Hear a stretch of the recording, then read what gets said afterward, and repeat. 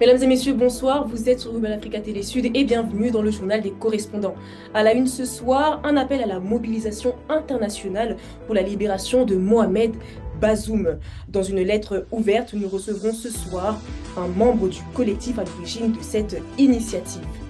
Nous irons ensuite à N'Djamena où s'est tenu le projet de relance et de développement de la région Lac-Tchad. Ce 11 décembre, le collectif international pour la libération de Mohamed Bazoum a rendu publique une lettre ouverte dans laquelle il appelait les représentants de la communauté internationale à user de fermeté à l'encontre du gouvernement du général Abdourahmane Tiani. Et ce soir, pour éclaircir cette situation, nous recevons avec nous un membre du collectif, Dr Serine Bambagaï.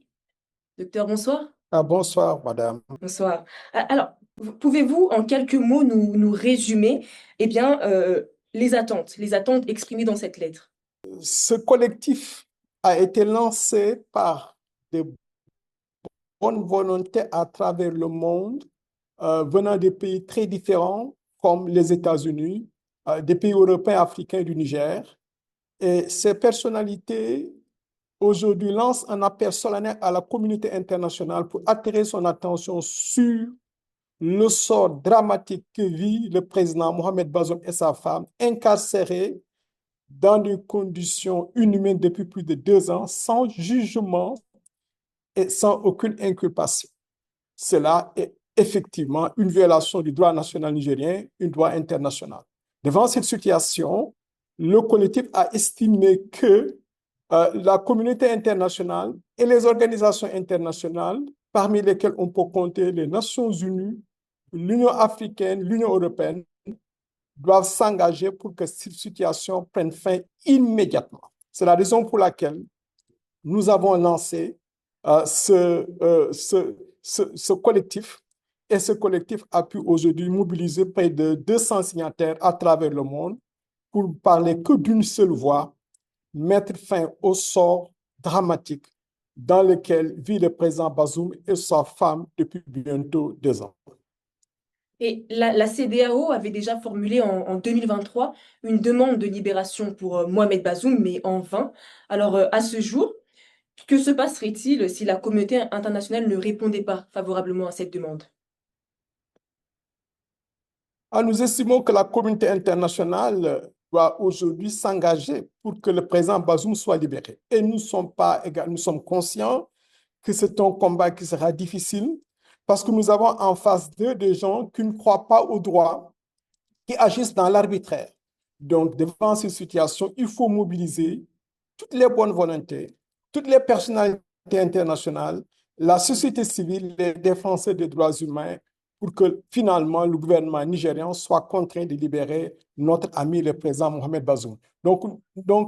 C'est un processus. Nous venons de lancer ce processus. Nous appuyons ce qu'a fait la CEDEAO en son temps. Nous demandons encore à la CEDEAO de s'engager, à l'Union africaine de faire de même, les Nations unies, l'Union européenne et toutes les bonnes volontés pour qu'ensemble, nous parvenions seulement à la libération du président Mohamed Bazoum et de sa femme.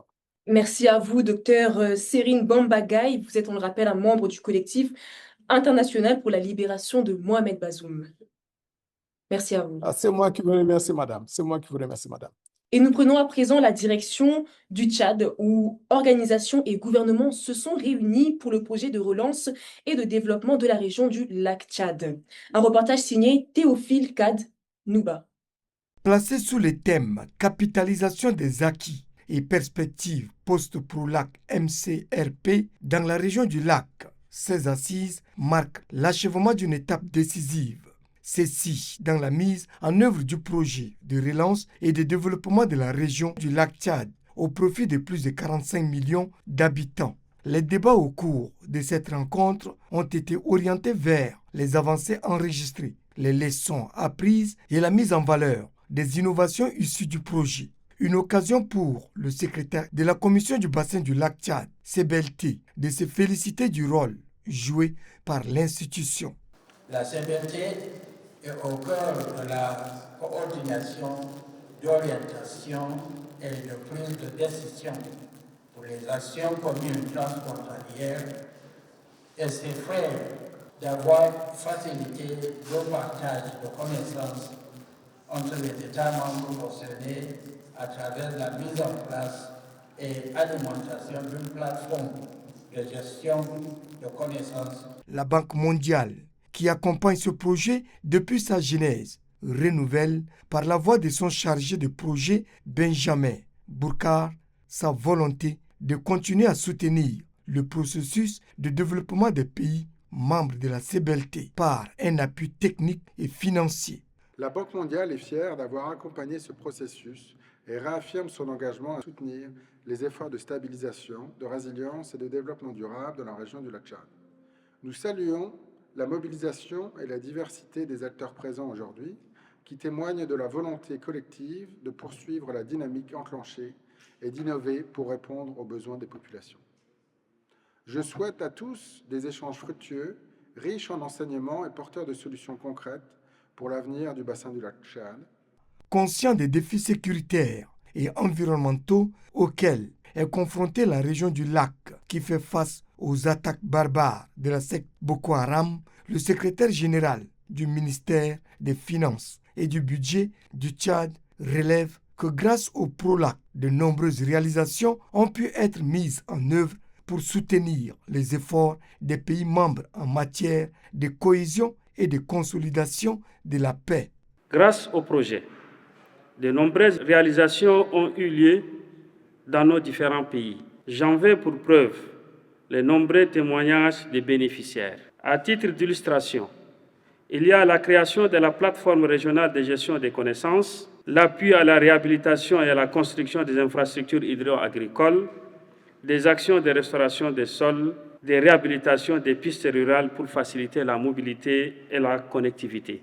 Officiellement lancé en juillet 2021, le PROLAC, projet de relance et du développement du lac Tchad, intervient dans plusieurs domaines pour répondre aux défis de la région, notamment en matière de développement socio-économique et de résilience des populations. Et c'est la fin de ce journal. Merci à vous de nous avoir suivis. Nous vous souhaitons une bonne suite de programmes sur nos antennes.